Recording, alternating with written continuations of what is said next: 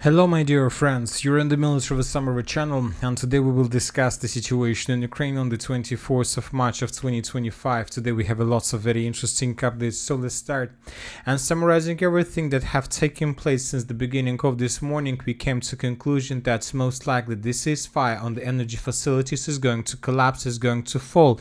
And the signals that we see tell us that most likely the Ukrainians are planning to do this. They're going to quit this process. I'll remind you that after the 19th of March, after the negotiation process, after the phone call between the President of the Russian Federation and the President of the United States of America, Donald Trump, Putin promised to stop attacking the energy facilities of the Ukraine. Later, we got reported the same information we got from the Ukrainian side. Zelensky promised not to attack the energy facilities of the Russian Federation as well. But today, on the 24th of March, we see a very huge gap between the promises of the President of Russia and the President of Ukraine. The Russians haven't attacked even a single object of energy facilities since that moment, and the Ukrainians almost every single day were bombing and attacking the Russian facilities, including gas transportation systems. Let's discuss this in details. During the period of time since the 19th of March till 24th of March, the Ukrainians completely destroyed the gas transportation system on the territory of the Sumy region. This is the consequences of Ukrainian special operation. The source reported that when the Ukrainians were retreating from this area, they decided to destroy this gas transportation system. The Russians reported that now they need up to 2.5 years to restore this transportation system. Furthermore, during the same period of time, the Ukrainians carried out several attacks in the southern part of the Russian Federation, and as a result of another attack, wine oil storage was completely destroyed. Of course, we need to understand one important difference. The Russians during the same period of time bombed and attacked the territory of Ukraine significantly with the significant number of drones. During this period of time, we discussed a lot the Russian attacks on the city of Odessa. During the same period of time, basically the Russians destroyed a lot of military objects on the territory of the city by the name of Zaporozhye. And of course, during the same period of time, the Russians basically destroyed the city of Kiev with a significant number of drones. Of course, we're saying this in quotes. Kiev wasn't destroyed. We're just trying to tell you and trying to say about approximately the number of drones that the Russians using during the same attacks. So we see that the city of Kiev, the city of Odessa, and the city of Zaporozhye were bombed heavily by the Russians during the same period of time. But despite all these attacks, despite the consequences of Russian attacks, not even a single object of energy facilities was attacked by the Russians during this period of time. On the other side, and on the other hand, we see that Ukrainians attacked just the objects of the energy facilities of the Russian Federation during the same period of time. And today, for example, the Minister of Defense of Russian Federation gave us a short report on that. The Russians reported that on March, for example, 24, at about 2 o'clock in the morning, the Kiev region carried out an attack using drone on the Kropotnitska oil pumping station of Caspian Pipeline Consortium in the Krasnodar region. As a result of the actions of Russian air defense system, a Ukrainian attack drone was intercepted 7 kilometers from an international energy infrastructure facility. The key word is international, with fragments falling in the area of Kavkazskaya railway station. So lots of reports, and for example, the Russians confirmed that despite the work of the Russian air defense, the Ukrainians managed to get several pipelines, and according to information we have, the Russians were stopped to transportation of oil from the territory of the Russian Federation in the direction of the European Union, in the direction of Turkey. So which means that Ukrainians physically and literally broke the ceasefire. But of course, based on these reports, based on the attacks on energy facilities, we can't make the 100% conclusion about Ukraine attempts to quit this process, because but we made this conclusion as we talked 5 minutes ago, and the most important evidences are coming from the Saudi Arabia, where during the previous 24 hours two talks took place. The first talks took place yesterday between the delegation of the United States of America and the Ukrainian delegation. In this video we can see how Ukrainians left the process. According to information we have, Ukrainians provided a list of energy facilities they wanted the Russians to stop bombing and attacking. As for the evening of the 24th of March, we continue receiving reports that the negotiation process between the Russian delegation and delegation of the United States of America continues. So, according to information we have, these talks have already taken more than 6 hours and they continue. Probably by the time you're gonna watch this video, the negotiation process would be finished and most likely we're gonna receive first results of this. But exactly during this negotiation process, during these talks, we start receiving very interesting and very bad signals from Ukraine. Different Ukrainian authorities start publishing very interesting information about the situation. Putin's envoy, the Rada, accused Trump's special envoy of working for Russia and demanded that Witkov be removed from Ukraine talks.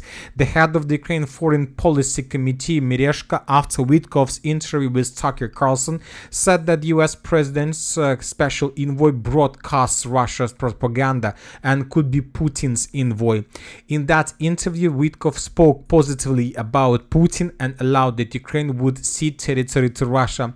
Another important statement was made by Zelensky. Russia influenced some people in the White House. Ukraine President Zelensky told Time he believes Russia has influenced some White House officials with disinformation. He said US officials have started taking Putin at his word, despite their own intelligence making it seem like Ukraine doesn't want to end the war and should be pressured. So we see that almost in the middle of the negotiation process, main purpose of which to establish complete settlement of the conflict on the territory of Ukraine, we see that Zelensky and his team decided to change the head of let's say US representatives of the US side in this negotiation process. Obviously, the Ukrainians can demand these changes, and until these changes take place, Ukraine can pause this entire negotiation process and this entire settlement process, which will lead to probably continuous of a special military operation and additional losses from both the Russian and the Ukrainian side. Another important picture was published today from the President Office of Zelensky. In this picture, we can see two more pictures that were added to Zelensky office. New pictures have appeared in Zelensky's office, the Ukrainian armed forces on Russian territory and the burning Kremlin. So we see that Zelensky, by all these actions, by calling Steve Witkov as a Russian agent, the agent of Kremlin, by attacking the Russian energy facilities, and by just these pictures in his office, tried to break and to fall and to ruin the negotiation process and to stop ceasefire on the energy facilities. So if the situation continues developing the same way, we believe that sooner or later the Russians will be forced to carry out retaliatory strike on the Ukrainian energy facilities, and everything will start from the beginning. But now let's discuss the situation on the ground, and first let's talk about the northern part of Ukraine, about the Sumi direction. According to information we have, during the previous 24 hours, the Russians managed to improve their position significantly in the Sudzha region. The Russians, as a result of offensive operation, managed to reach the border and to take under control the border crossing checkpoint. At least this information was provided us by neutral mappers, by neutral sources, and this information was reported by the Group of Forces North official Telegram channel. Furthermore, we have several changes on the ground in the same area. Also, according to information we have, the Russians managed to almost secure the village of Basovka. The sources reported that Ukrainians are no longer able to hold their positions on the territory of the settlement, and most likely in the very near future the Ukrainians would be forced to fall back towards the village of Loknya. Furthermore, according to information we have, the Russians are about to cross the border in several more regions. As for now, we have reports that the Russians crossed the border between the settlement of Gordievka and the settlement of Volodymyrovka. Furthermore, according to information we have, the Russians entered the settlement of Vodolahi. All these updates were provided us by pro-Russian resources. Furthermore, we believe that in the very near future the Russians will intensify their activities to the south of the settlement of Zhuravka. So we see that the Russians are about to begin their full-scale offensive operation in the direction of the city of Sumi. And we see that as for now, the Ukrainians are not doing anything to stabilize the situation. Now let's move further. While the Russians are advancing in the Sumi direction, we continue receiving updates that the situation in the Belgorod direction is not so good and is not so beautiful for the Russians as the situation in the Sumi area.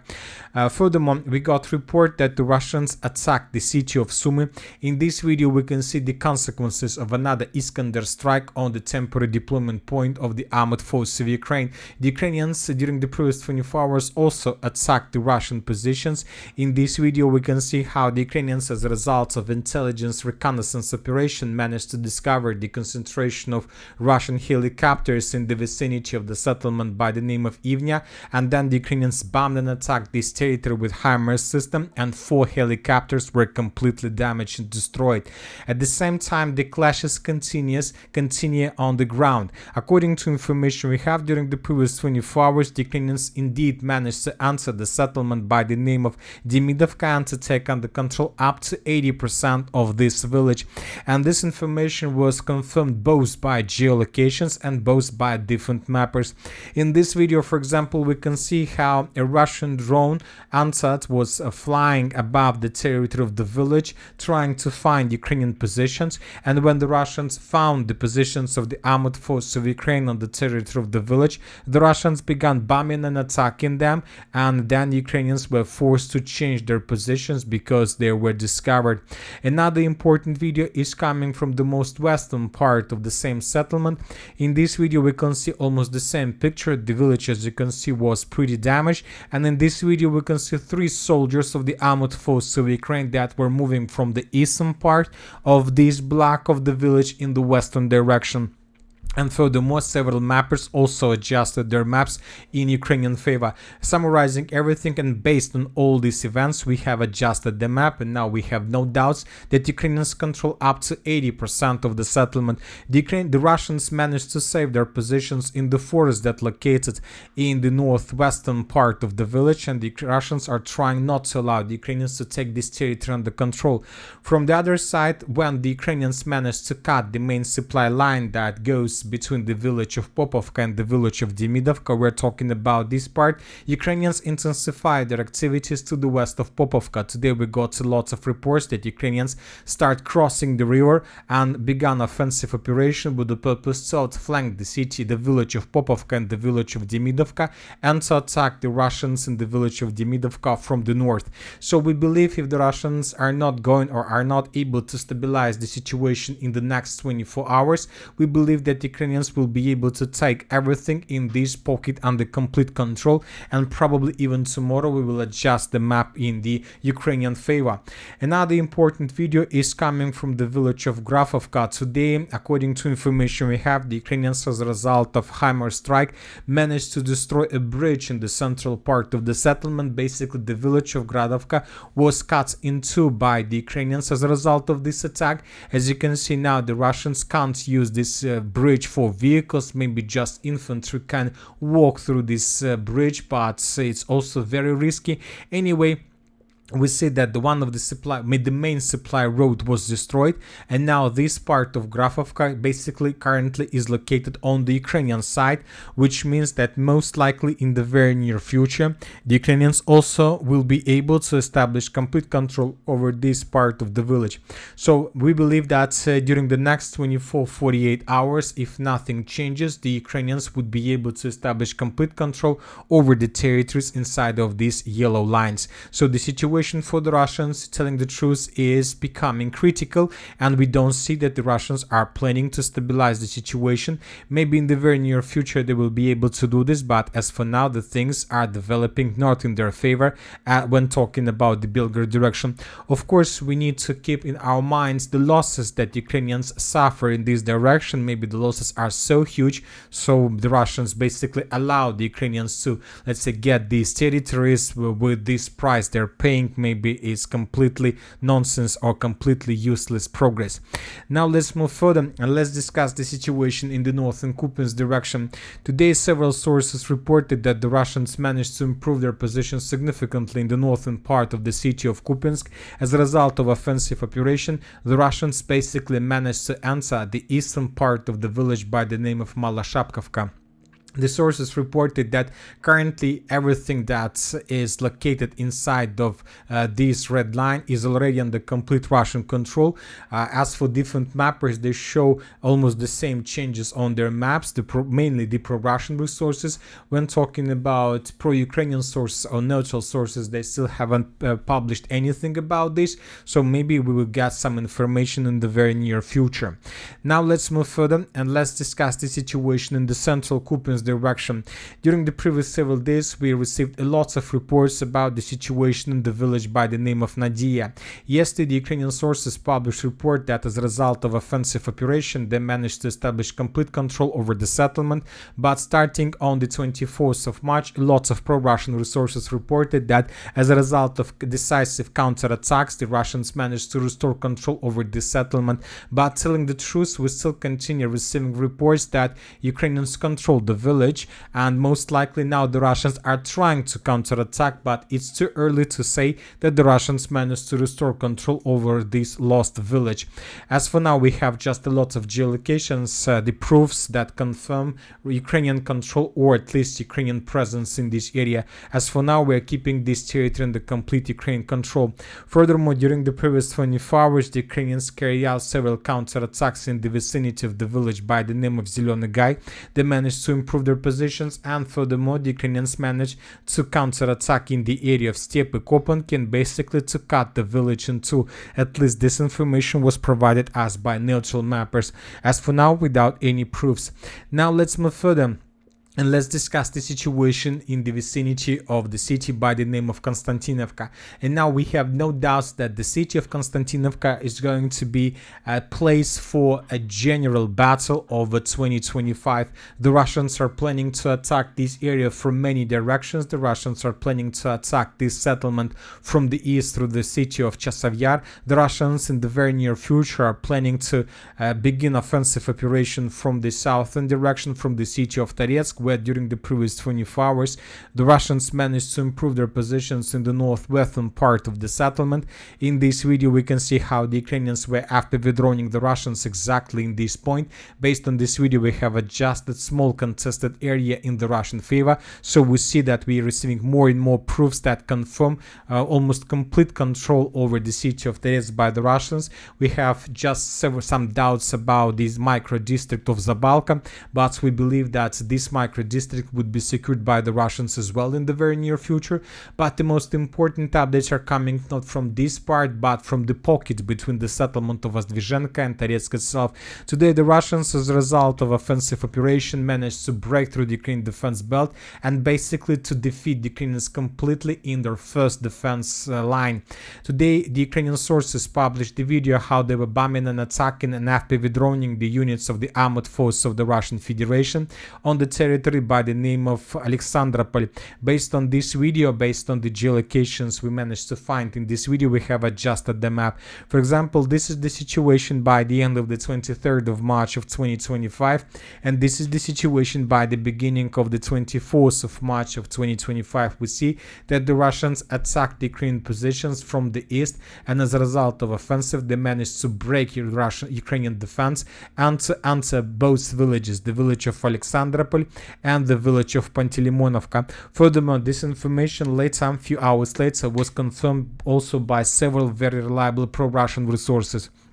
During the day, the Russians were after withdrawing and attacking the Ukrainian units on the territory of the settlement, trying to pin them down and not to allow them to regroup themselves and to, let's say, retreat towards more reliable positions. So once again, when talking about all this offensive operation, we believe that for the next several months, the main target and the main task for the Russians is to cut this salient, to cut this pocket, and to get as close as possible to the city of Konstantinovka from the south and from the south southwest, the Russians are planning to advance along N20 road. This is the perfect road for logistic. This is the perfect road to attack the Ukrainians in the area of Konstantinovka. The Ukrainians during the day can counterattack the Russians in the area of along the road N32. Ukrainians understand that the only way to slow down the Russians is to slow down them along this road N32. We believe that in this area we should expect some intensification of actions from both sides. Now let's discuss the situation in the vicinity in the Pokrovsk direction. During the previous 24 hours, the Ukrainians counterattacked in the area of Salon, and as a result of counteroffensive, the Ukrainians managed to answer the western part of the village and to dig in deeper. This information was confirmed by neutral mappers, and this information was confirmed by pro-Russian resources. As for now, pro-Ukrainian sources haven't confirmed anything, and we don't have any geolocations, but let's wait and see. On the other hand, the Russians improved their positions in the village of Uspienovka. We have geolocation that confirm this. Anyway, we believe that indeed the Ukrainians carry out several counterattacks in this area, because during the previous 24 hours we got a lot of videos that confirm that Ukrainians brought a lot of forces to the attack line, and a lot of vehicles were damaged and destroyed by the Russian FPV drones. In this video we can see several FPV drone attacks exactly to the west of the main clashes area. As for the South Donetsk direction, during the previous 24 hours we haven't received anything special. The Russians are regrouping. After a year and several months of clashes in this area, the Russians need lots of time to restore their forces, and most likely in a month the Russians will be able to restore or resume their attempts to attack further in the direction of the river of Dnipro. And that's it for today. Military Summary channel reminds we condemn any violence in the world. Thank you for watching. Subscribe to my channel, put your likes, join my Patreon, and have a good day. Bye bye.